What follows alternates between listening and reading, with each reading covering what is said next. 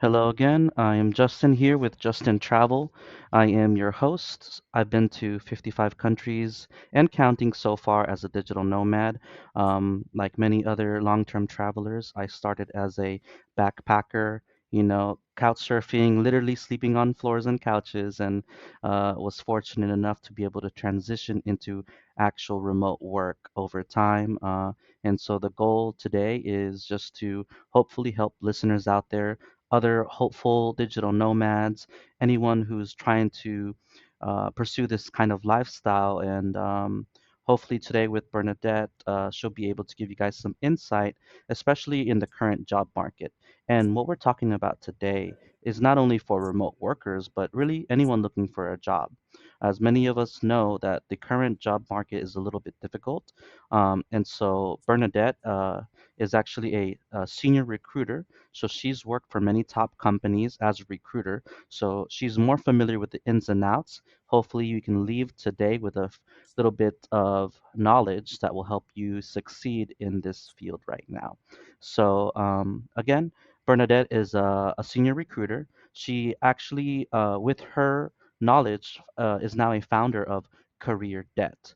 And so her purpose is to help people secure jobs through resume reviews, job search strategies, and career coaching. Can you go ahead and introduce yourself a little bit more, Bernadette? Yeah, hi everyone.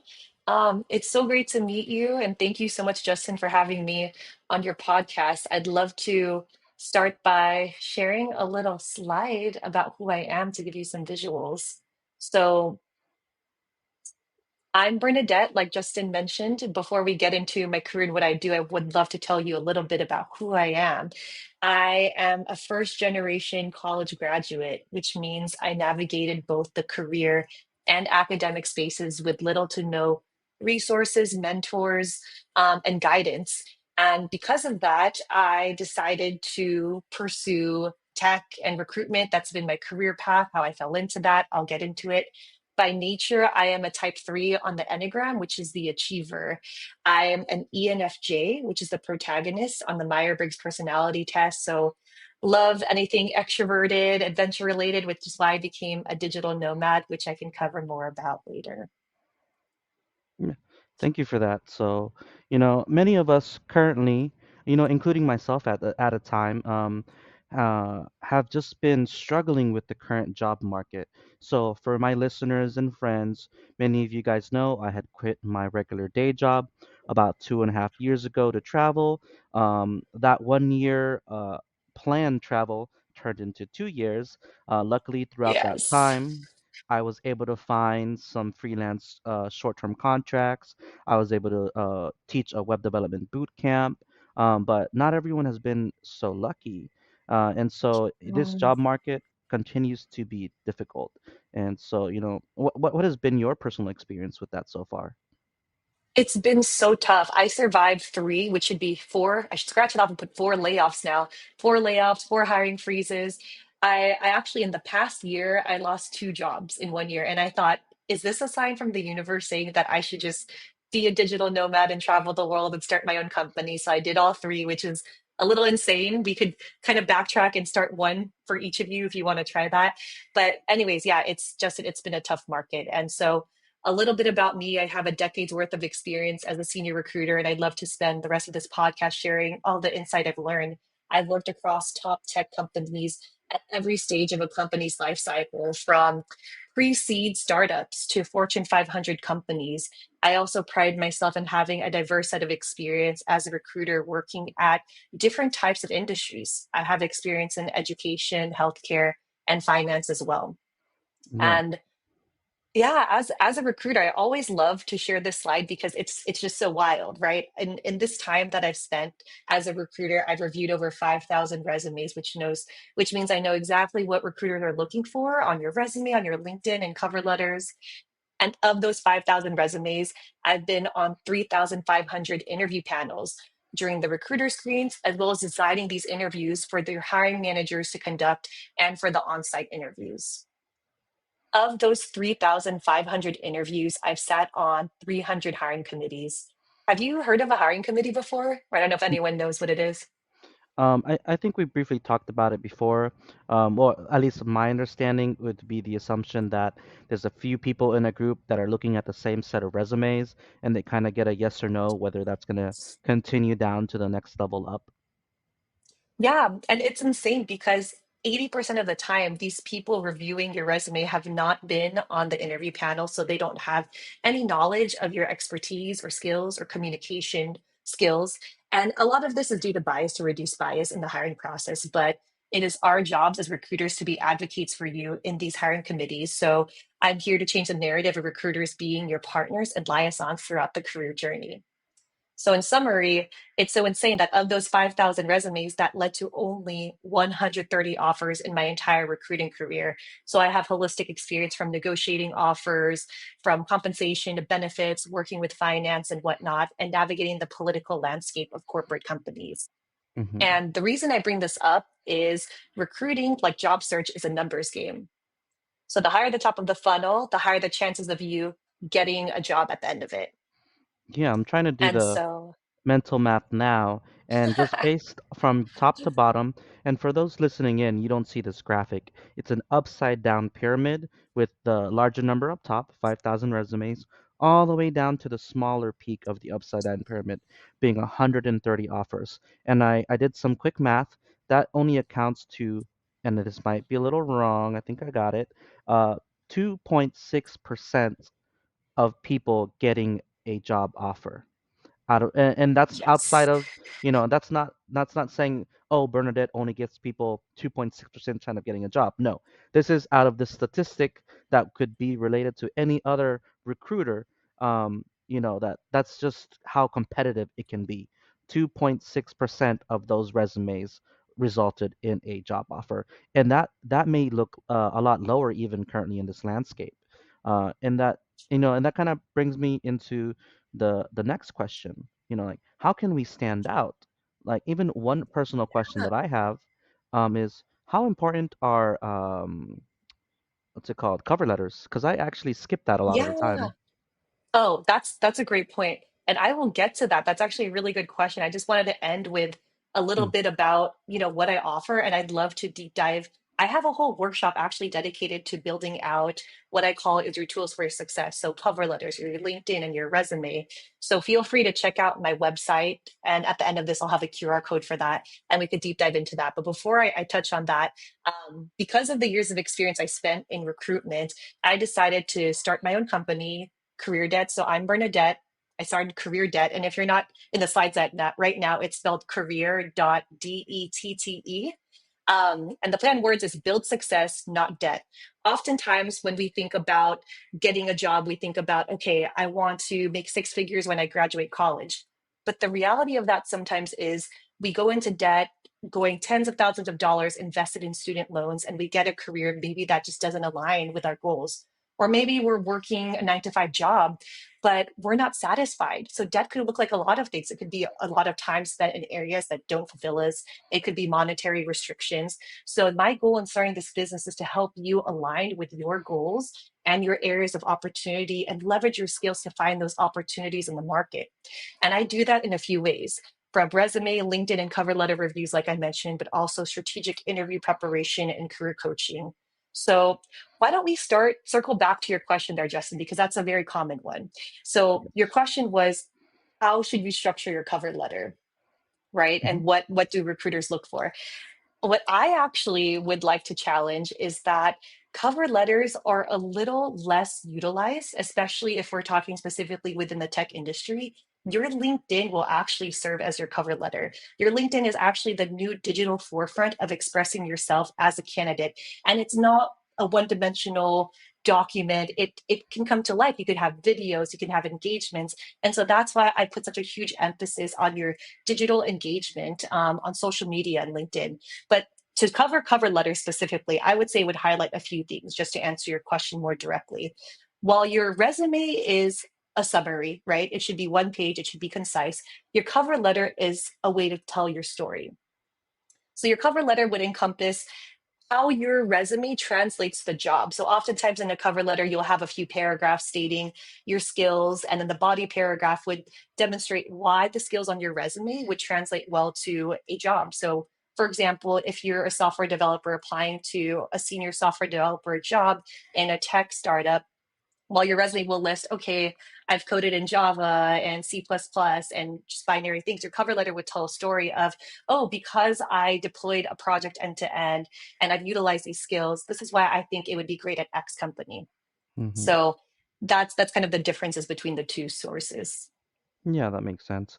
But it's good that you bring that up because, it could take a few minutes for people who aren't strong writers to come up with those cover letters. So I've always wondered if it's worth it. So, It's oh man. I this is my suggestion is invest in the time. Invest in the time to curate your cover letter, your LinkedIn, and your resume. And the reason I say this is these are what you call your tools for success. When you make your resume as curated as possible to every job you apply to, from there it'll be plug and chug, right? The idea is like, okay, I'll have a really great resume and then I'll apply to 50 jobs a day versus just having a mediocre-ish resume that you don't curate, a mediocre cover letter that isn't as specialized, and you apply to all these jobs, and your ROI maybe isn't as significant. Maybe you're not getting the recruiter screen. So while it is, I will admit, it is a few hours of your day investing in your cover letters and your resume. I would definitely do that first. But if we were going to put it in order of priority, I would say your LinkedIn. I would definitely focus on your LinkedIn first, and then your resume and your cover letter. Oftentimes, I don't see a lot of companies asking for cover letters anymore. I don't mm. know if you have A lot of actually. the time, yeah, a lot of the time they're optional, but I do always wonder Yeah. if there's some people who are old school, like some maybe older Yeah. recruiters, if they're looking at that and they're on their side kind of laughing, being like, these youngins aren't putting in their cover letters, so I'm gonna like the ones that do, because there's different ways of doing things throughout, how the decades are, Back in the day, someone would stay in a company until they Yeah. die. Now we do Yeah. 2 to 4 years, and it's recommended you jump companies so you can increase your salary. It's a completely Yep. different landscape. So generally, I try and keep in mind what would the older generation, what would my hiring manager think? I try and, and, Yes. and, and keep that into consideration. But you mentioned LinkedIn, number one priority. I know I've definitely spent a lot of time trying to get recommendations from old clients and trying to put in that information. I'm sure I'm still missing stuff. Um, w- uh, and the one thing that I do hear very often is to DM your recruiters. So if you paid for Mm. LinkedIn Premium to DM your recruiters to follow those companies, you know, and I think you and I touched this a little bit before. You, is that something you would recommend for normal people, or would you say don't bother them, Ooh. just focus on really optimizing that LinkedIn profile, and they'll find you. Oh, that's a really great question. Should I pull back up the slide where it said I reviewed 5,000 resumes? So it's here's the thing. As a recruiter, most people in recruiting, we are in the business of people. We want to help people get jobs. We want to close the gap, right? And this is what I talk a lot with my clients is there's a gap between the moment you apply to the job to the moment you get the offer. Why do recruiters ghost me? Why am I not getting interviews? There's so much ambiguity. And at least for me, it's my mission as a recruiter to change that narrative of recruiters being untouchable and not being able to be contacted. But being on the other side of it, I can validate that recruiters receive a high volume of messages. If I pull up my LinkedIn right now, and it's quite embarrassing, I probably have hundreds of unread messages. And it's not because I don't want to get to them. It's just that there's such a high volume of people wanting to talk to recruiters and get insight. And that's pretty much why I started this company is I wanted to provide more transparency around the process. That being Mm, said, recruiters also review over hundreds of resumes and applications. So while their volume is really high, it doesn't mean they don't want to talk to you, but it may mean they don't have the bandwidth to. It doesn't hurt to reach out, definitely try that. But a strategy that I do recommend is targeting people at the company who may work closely with the recruiter, but aren't the recruiter. So, for example, if you want to work at, I don't know, Adidas, and you see a job opportunity for a software developer job at Adidas, I wouldn't reach out to the recruiter for that job because they're reviewing the applications already. They're going to get tons of messages. A great way to get your foot in the door is to contact either the hiring manager, if you could find them on LinkedIn, or someone else at the company in a non-recruiting position. It could be someone in sales. It could be someone in software development. In fact, I'd recommend it being someone in software development because if you're applying for a software developer job, you'd want to network and talk to people who are in that specific job. That makes sense. Yeah.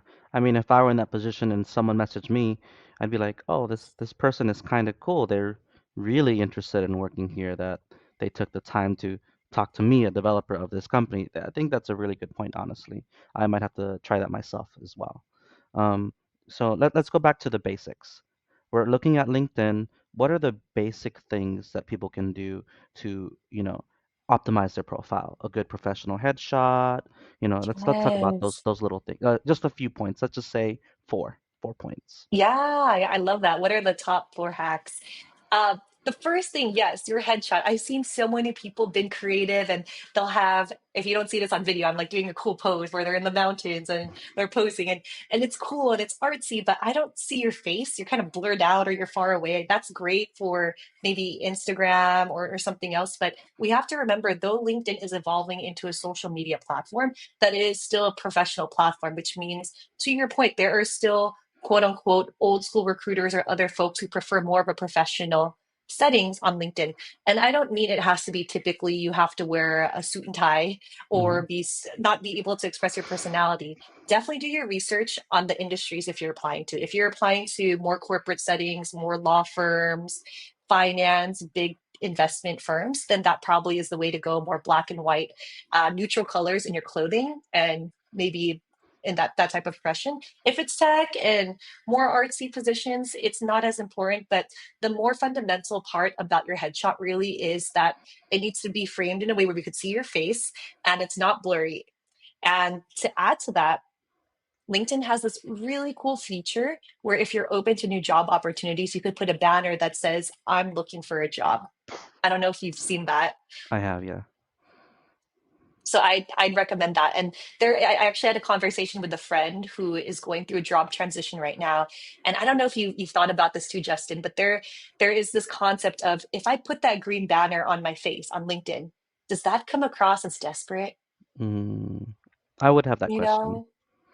know? And I it's so funny because I never thought about it that way because from a recruiter standpoint, if you if you are a recruiter, we have what we call LinkedIn, a LinkedIn recruiter seat, which is an internal recruiting tool where we will filter out candidates who are looking for jobs. And the first place I look for are the people who have that banner. So I thought I kind of laughed. I was like, no, I think you should put that you're open to work. But again, I would only caution putting open to work if your employers already know you're looking, right? Because there's always that idea of if you're open to work, does your boss know you're looking for a job? And is Mm, that a transparent relationship you want to have?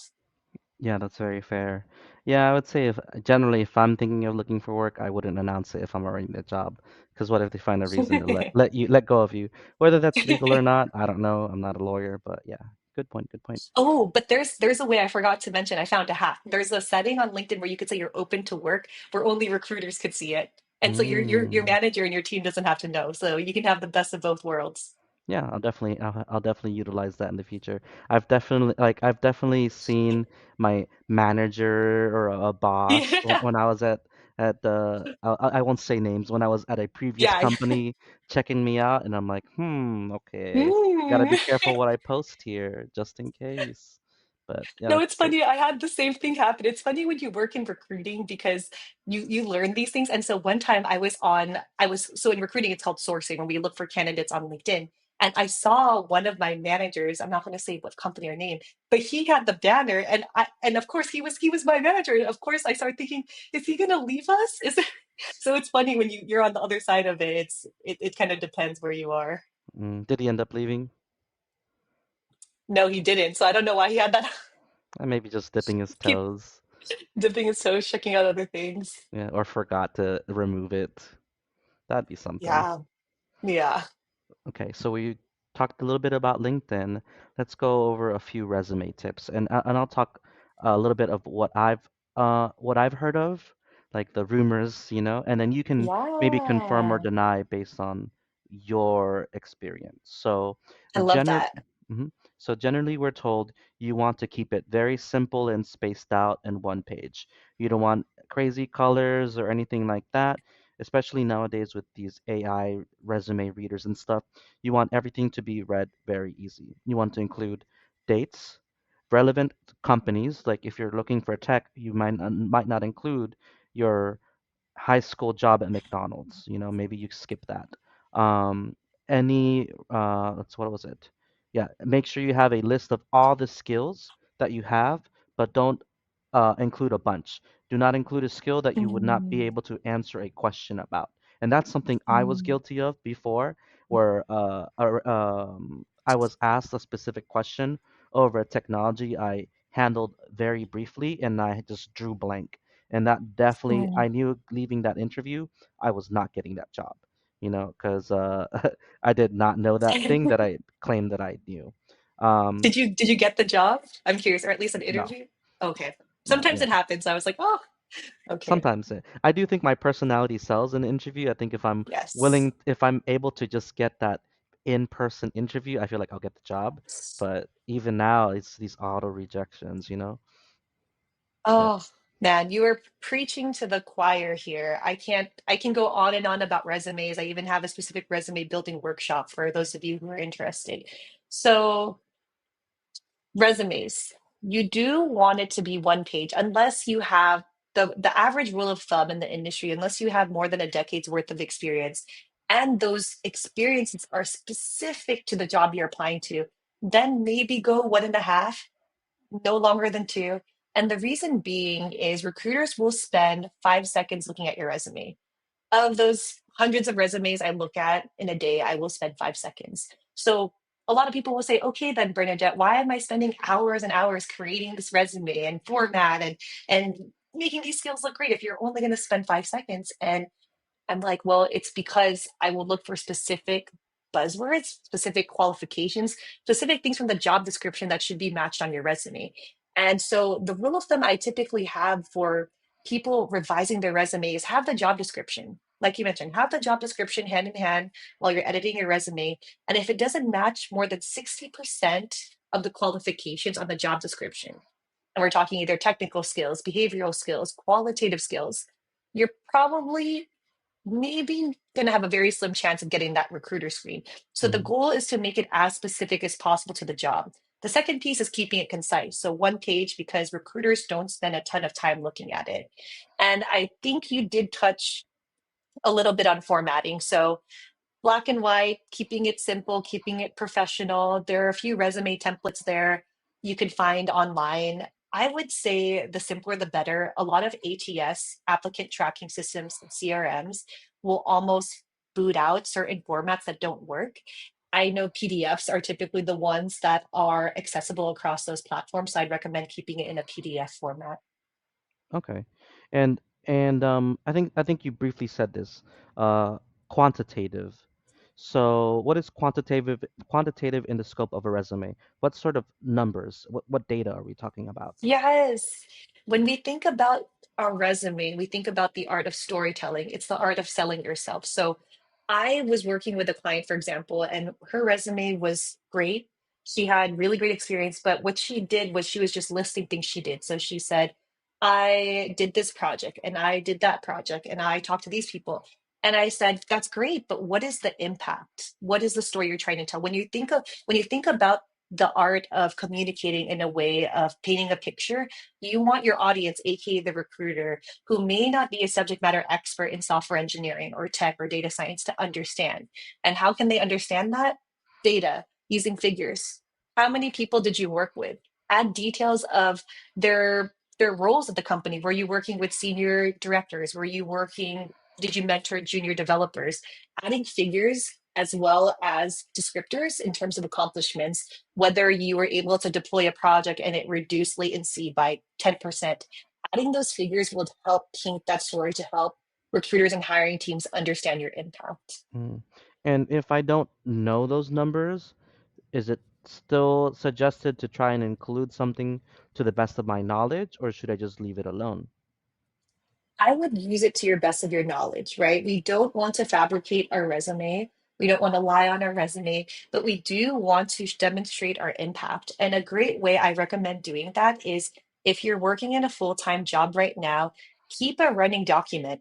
Every quarter at a lot of companies I worked for, we had what we call performance reviews, where we were benchmarked against goals we had. And from those performance reviews, I had data. I had data saying I increased pass through rates in the recruiting funnel by X%, or I expedited hiring and reduced inefficiencies by X%.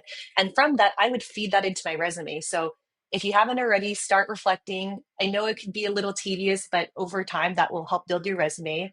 Another tip I have is if you already left the company and you don't have that, keep great connections with your coworkers. I will sometimes hop on a call with my old manager and ask her, like, hey, I know we worked on this project together. What do you think was my impact there? How can I demonstrate this on my resume or other stakeholders to get your brain going? And they could help you paint that picture if you don't remember the exact details. Yeah, yeah, that's a very good suggestion there. Okay, so we've gone LinkedIn, resume. Let's go with some of my personal experience. I know as a fact, before found my last job, I had applied to over 300 jobs, and I'm Wow. thinking, what am I doing wrong? My LinkedIn is pretty decent. I think my resume is decent. Like, why am I getting auto rejections? Why am I not getting calls? Like, what do you think is going on there in this current space? Is it because there's just so many layoffs that the what's it called? The competition has just increased so much? Like, what is your opinion? What have you seen in the last 2 years regarding hiring and this type of question? The landscape of hiring has changed drastically since COVID. So, since 2020 onwards, we've seen so much fluctuations in economic instabilities.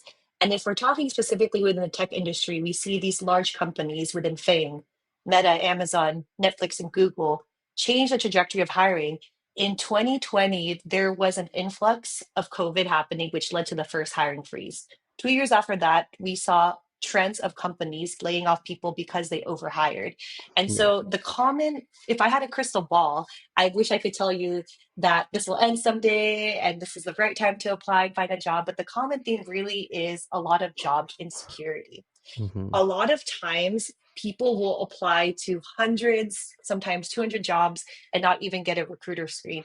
And so for me, I've actually partnered with other career consultants, recruiters, and coaches to try to develop some sort of algorithm, like a way to hack the system. And though I don't have a specific number yet, there should be some data that points to the idea that if you're applying to at least 100 jobs and that doesn't allocate to at least one recruiter screen, and that could be a 30-minute screen and you get rejected, at least one output, then that means that your tools for success are not allocating those results. And by your Mm-hmm. tools for success, I would reevaluate your resume or your cover letter or your LinkedIn. And so that's essentially what I do a lot in my program is we will evaluate each stage and evaluate what we call pass-through rates. So for example, if you're not getting interviews, does that have more to do with your interview and communication skills? If you're not getting recruiter screens, does that perhaps have more to do with your resume? And so, Mm-hmm. in essence, keeping in mind the economic downturn as well as the area of opportunity to improve tools for success, there is a lot stacked against us right now.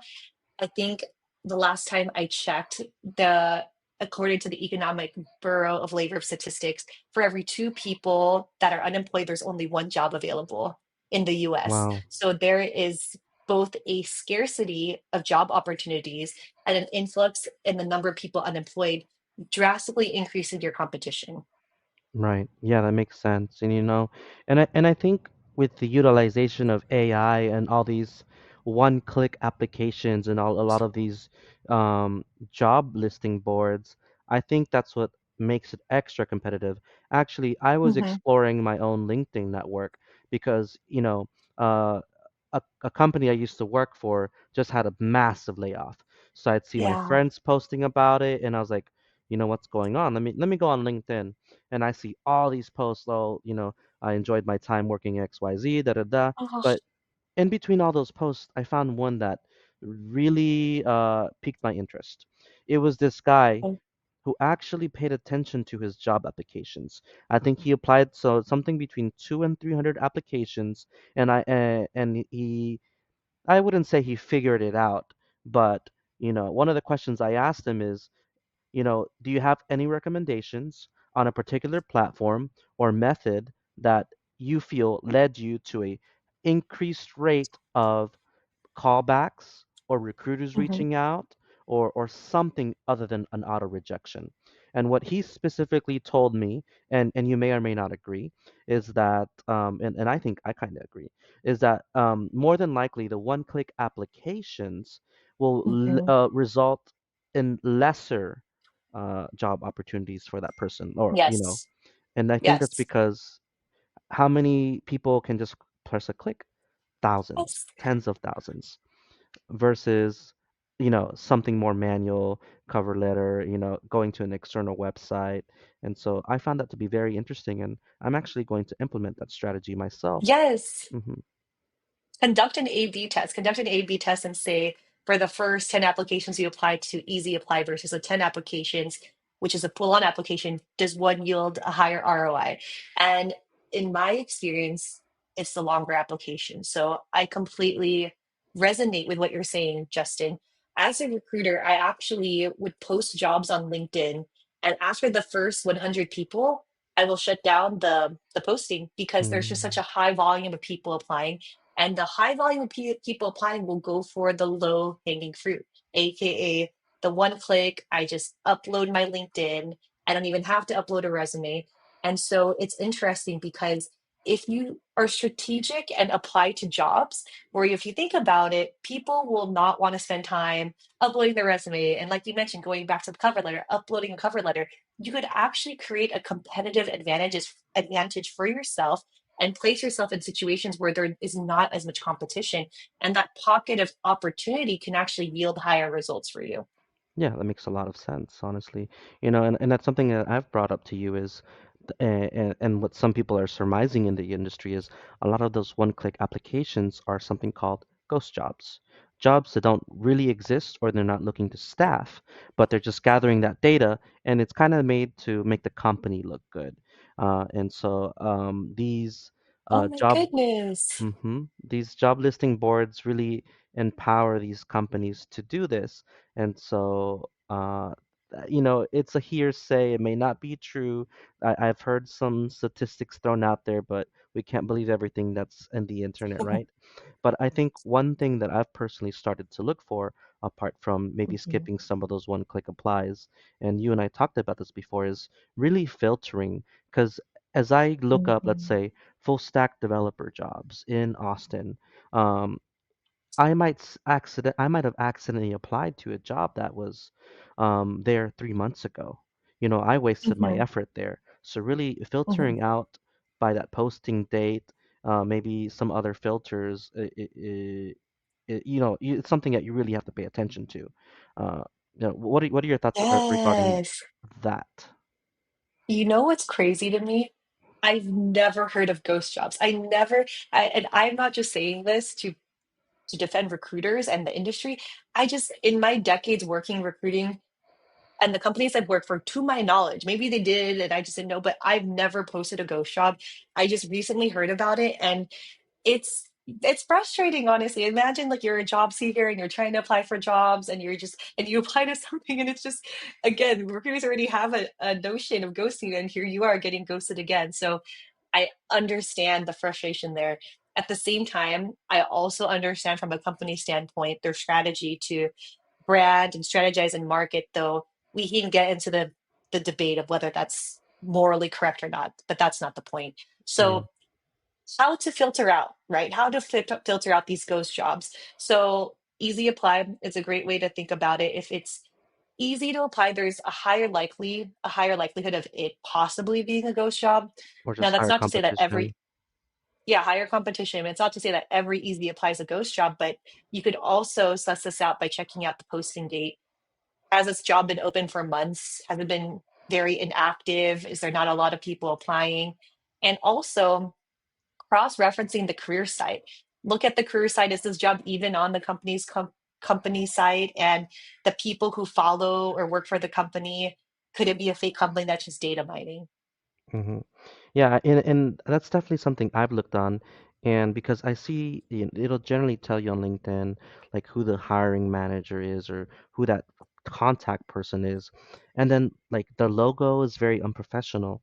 And I click on it Yeah. and I'm like, this company has 3 employees, 2 employees, and it looks like it's based out of India. I don't know. They might just be a Oh. sub recruiting company where they're getting all the data and then they're gonna try to recruit you because they can get a percentage if kind of like that whole idea. Yeah.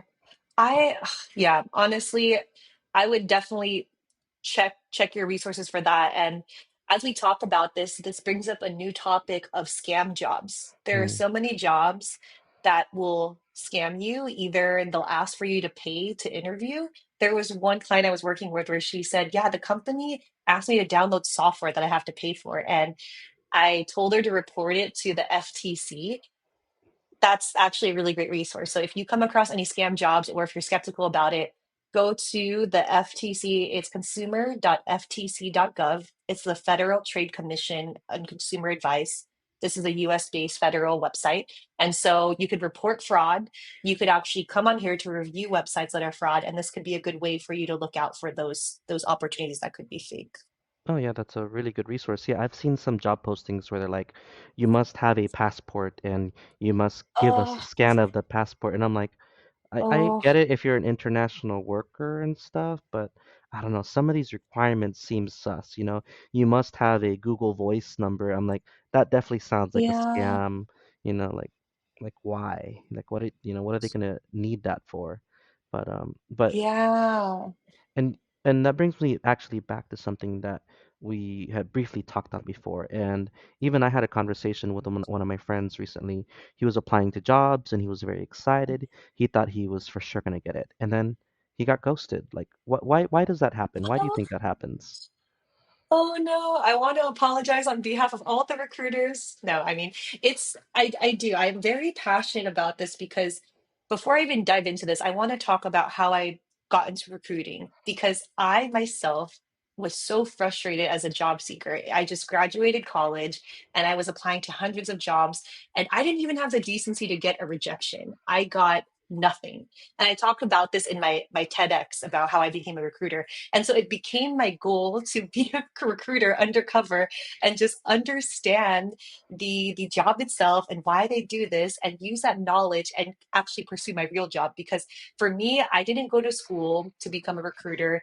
It didn't seem like a career path at the time. Nowadays, people major in psychology or HR, and it's so cool. There's a whole pathway to it. So, anyways, I just thought, okay, like after this, I'm gonna get my real job, but first, I'm gonna hack the system. And so I gave myself a year. I was working at Amazon as a recruitment coordinator.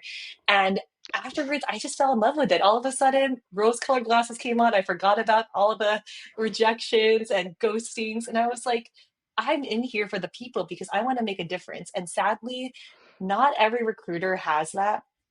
I was privileged enough to work with, I would say 90% of my teammates were all passionate about helping others. Of course, there will be some people who just maybe that's not what they're focused on, and that's okay too.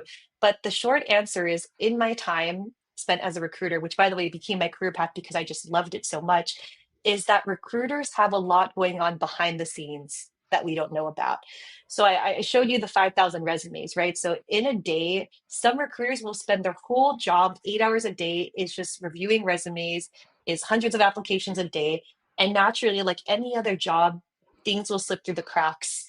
Processes maybe aren't built out. And this is a great area of opportunity for HR and processes to be built out to standardize this. In fact, a lot of companies that I've worked for place recruiters on metrics that say you have to reply within a 24 to 48-hour SLA to improve the response rates because these companies are aware. We are all aware that recruiters have a bad rep for ghosting people.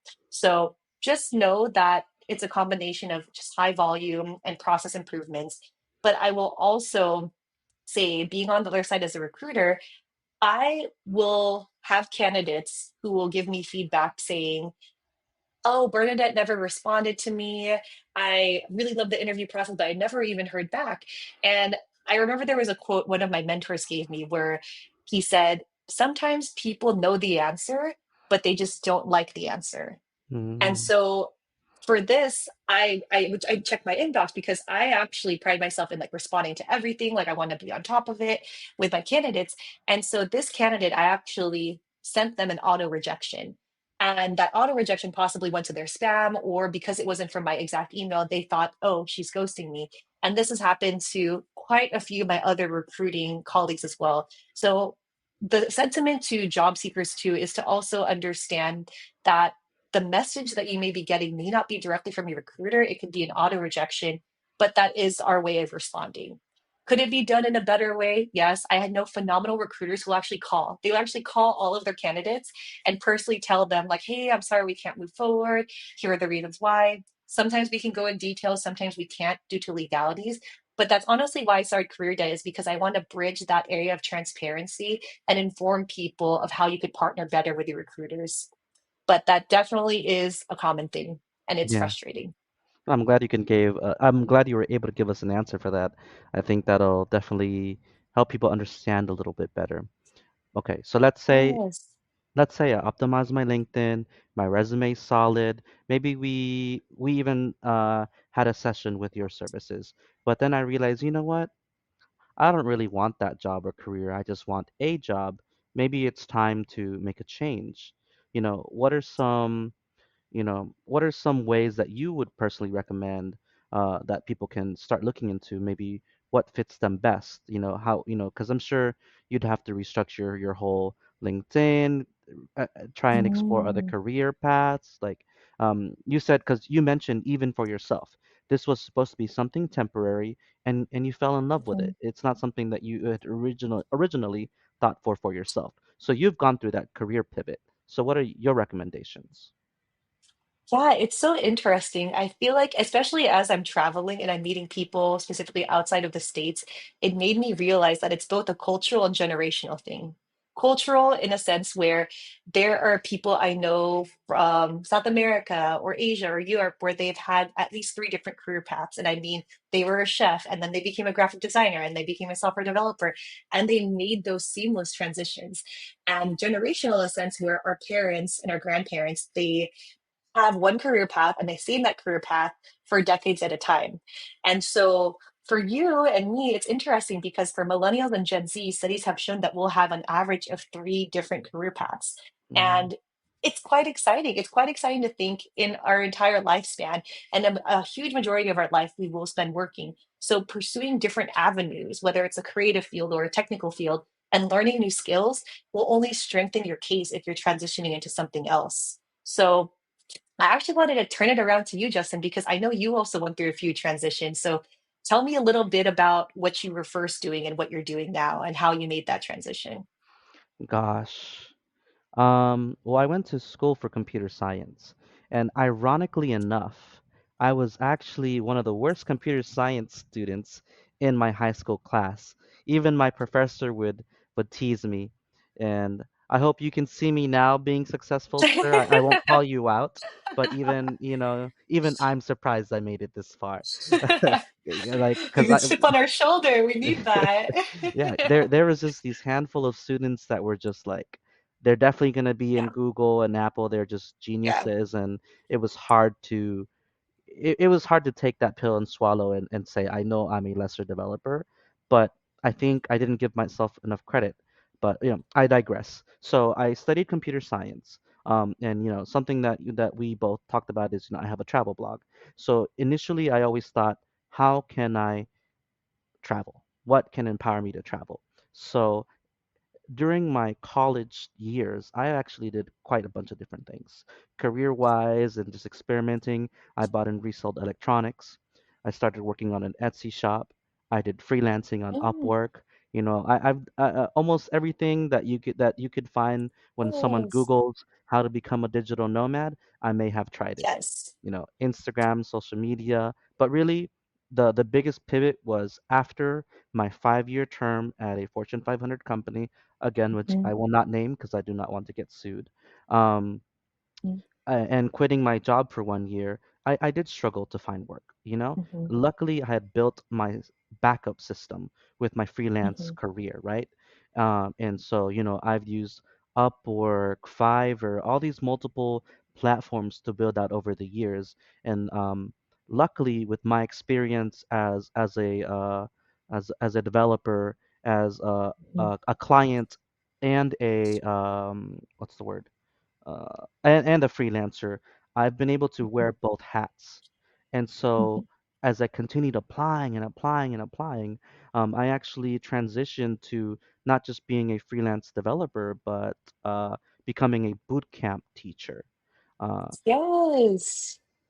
I love that. And it sounds like you took those core steps, and there are core few steps to make those career transitions that I go over a lot with my clients. The mhm, first is self-analysis. That usually is that itch or that push to get us there. So for some people, it's getting laid off. For some people, it's not getting that promotion or just being so disgruntled and dissatisfied with your work. And when you're in that point, what's really critical is to understand a few things. The first are, what are your interests? What are things you're passionate about? What are things you like? Sometimes thinking back to when you were a child and thinking what you were naturally good at, right? Because you talked a lot about being a computer science major and not maybe being the top of your class. I was a pre-med biomedical engineer at college, and I remember feeling so out of place. And I remember I had a professor say to me, if you judge a frog on its ability to climb a tree, it will feel its entire life, live its entire life feeling like it's incompetent. And that stuck with me because I would be in office hours, and I'm telling you, 10 hours a day working twice as hard as the other pre-med students, and it just didn't stick. And when I switched into economics, I would study for an hour, ace the test, and some of my pre-med friends who would take econ classes, they'd be like, this is so hard. So again, it's finding out where the intersection of where your interests are, where your natural skills lie.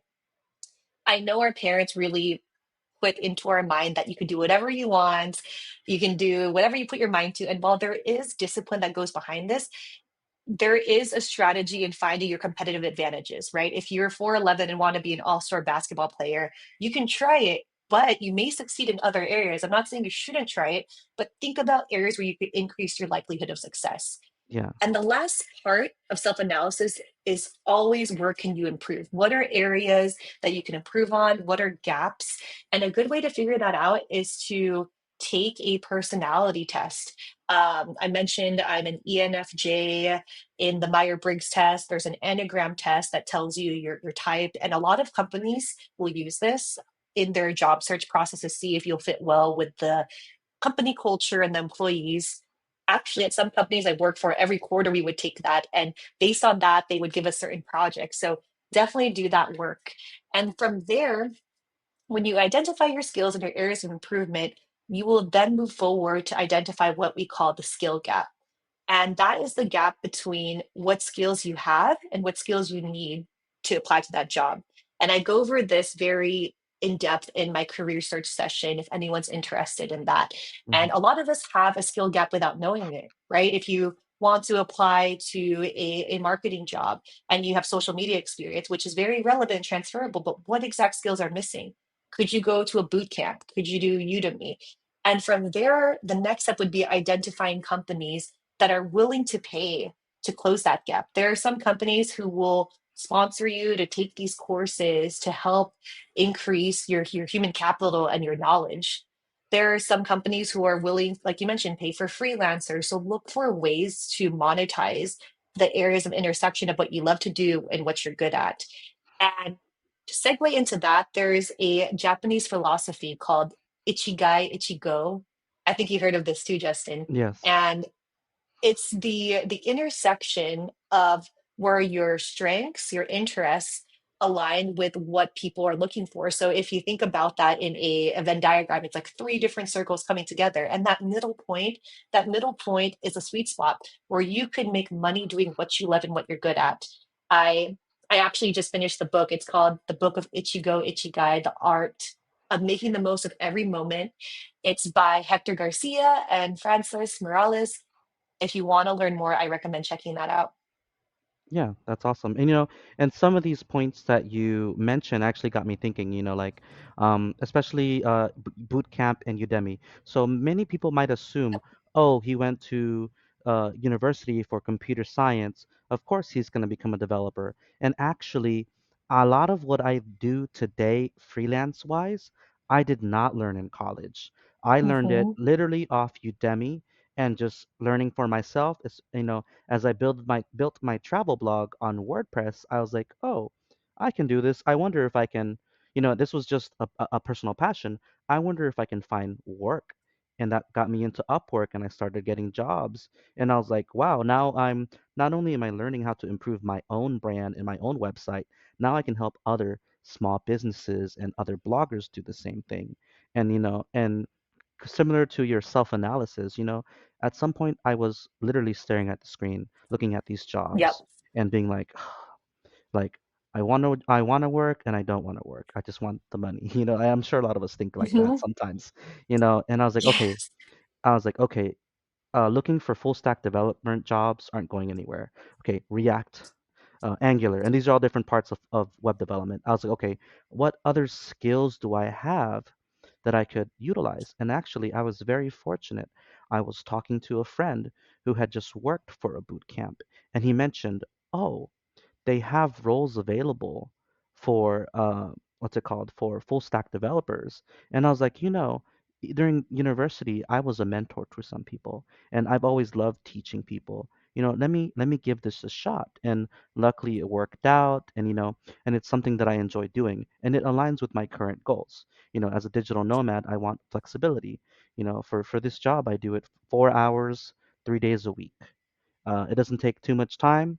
I'm utilizing my own skills and I'm sharpening my skills because now I have to, one of the premises about how can you really solidify your knowledge is it's by teaching other people.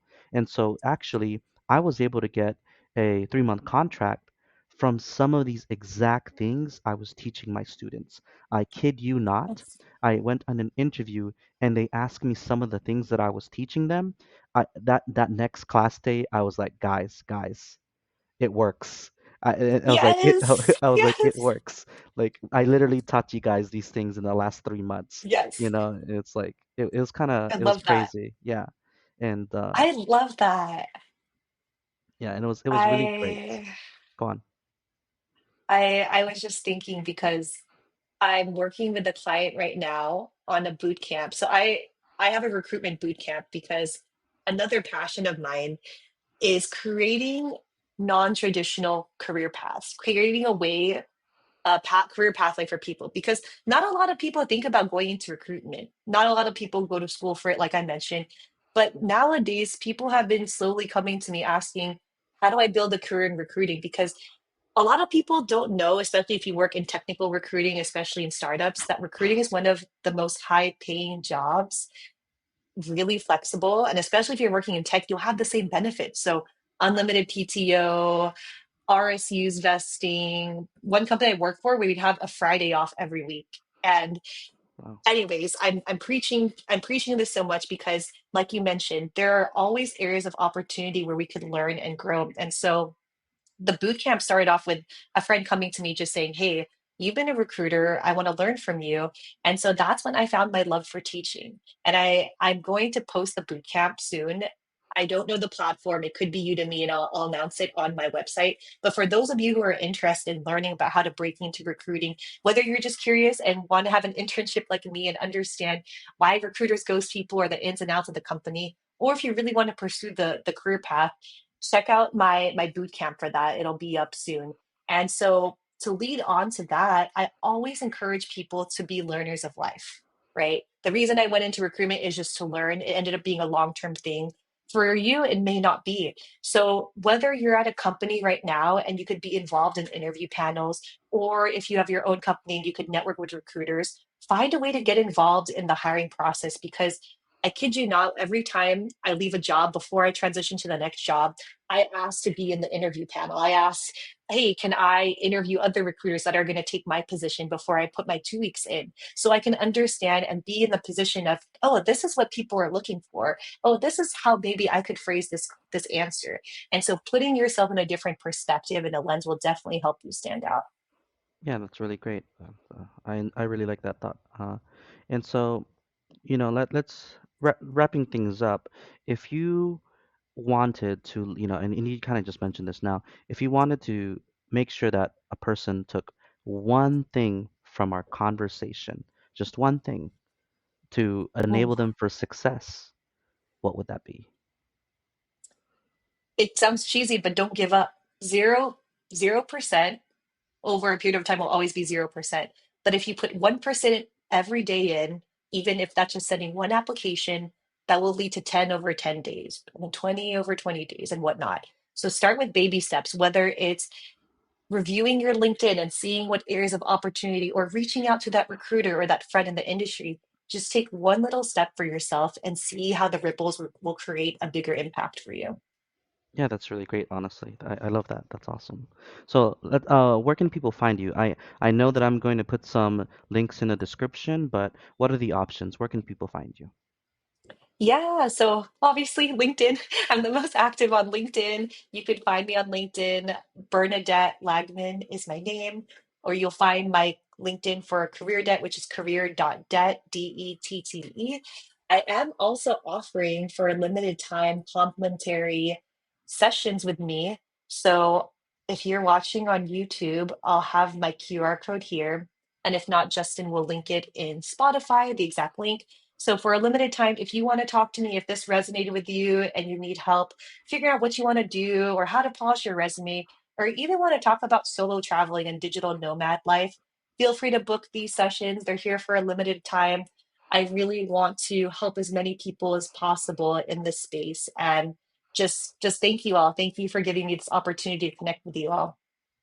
Yeah, and thank you. I mean, I definitely learned a lot during this session. Offline, I definitely have more questions. Maybe I'll be one of your clients on there and see how I can improve my own resume and my LinkedIn. There's definitely many services out there of differing quality, but I can tell that you really know your stuff. And just knowing that you have a decade of experience in this makes me comfortable asking you these questions. So hopefully some of our listeners feel the same way and they reach out to you soon. Yes, absolutely. Please do. I'd love to meet and talk to any of you. Thank you so much again, Justin, for having me. This has been so great. Yeah, thank you, and I'll see you in Manila in like a month and a half or so. Yes. See you somewhere around the world.